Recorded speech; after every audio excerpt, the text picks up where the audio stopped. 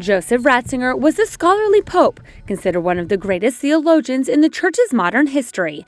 His line of thinking was shaped from a lifetime dedicated to the study of theology, a path that has enlightened many minds and guided many hearts toward the faith. While reading his opera Omnia, his text, you can see that he's a professor that writes like a professor. He approaches his students with very advanced language, as professors do.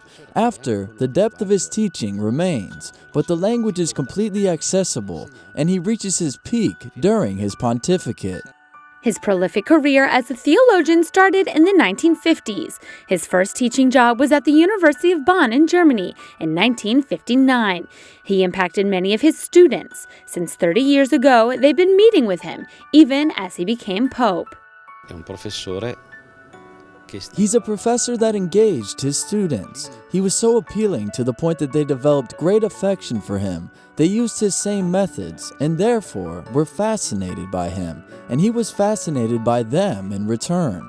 One of the most important scholarly legacies Benedict XVI leaves behind is the faith-reason dialogue. He preached by example, even debating with intellectuals with stark contrasts in opinion, like Jürgen Habermas. For the Pope Emeritus, faith and reason must be united. Fe y razón se necesitan y complementan, no solo para una comprensión meramente intelectual, sino también para alimentar verdaderas esperanzas en la humanidad. His theological literary work is very vast. He has almost 600 publications, among which his 3 volumes on Jesus of Nazareth stand out. They are bestsellers that frame the historical figure of Christ. He says, "The faith I explain to you, the Jesus of whom I speak, Jesus crucified, dead, buried, and resurrected, is a Jesus you can find in history."